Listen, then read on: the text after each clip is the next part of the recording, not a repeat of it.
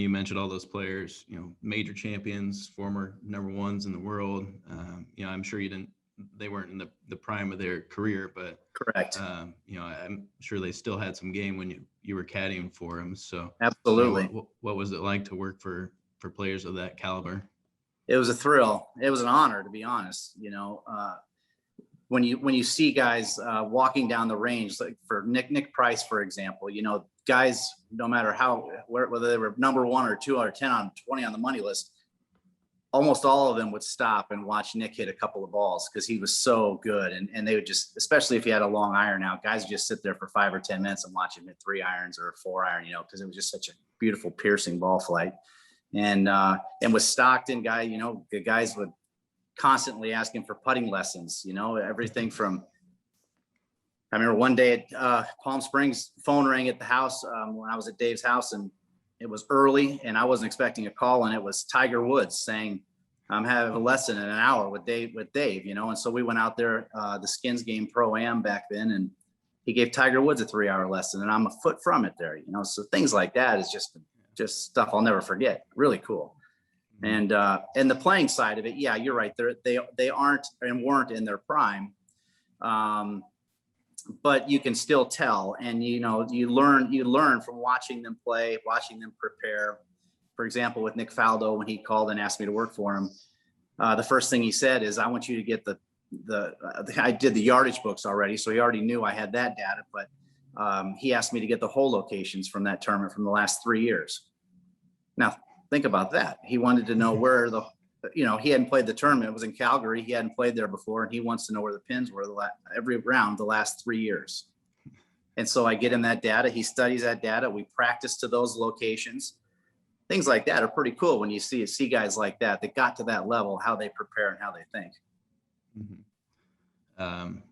You mentioned this a little bit, but some very different golf games between those players that you mentioned.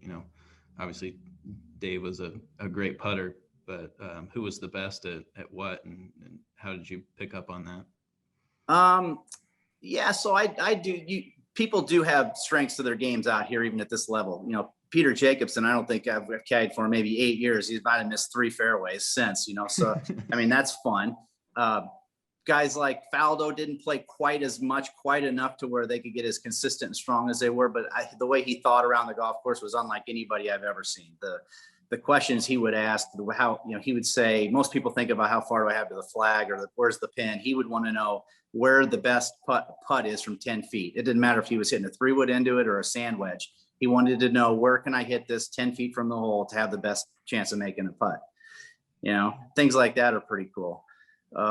But there are different players, significantly different players. I remember one week in Birmingham, I think I was caddying for Nick Price at the time, and he withdrew as we were going to the tee. He was having back spasms, probably wasn't going to play a tee off or whatever. And so the first alternate says, "Troy, would you caddy for me? I have a local guy, but I'd like to use you." And I said, "Sure." So I took Nick Price bib off and put on a guy named Gene Jones, put on his bib, and off we go. Now, you may not have heard of Gene Jones, but he made $1 million this particular year on the Champions Tour. It was a terrific player. He won 100 mini tour events and could play, but he was quirky. He had different deals. So I'm carrying his bag down and I'm looking in it, and all I see is head covers. I mean, like his 8-iron might be the first iron I'm seeing, and I'm going, this is really going to be interesting.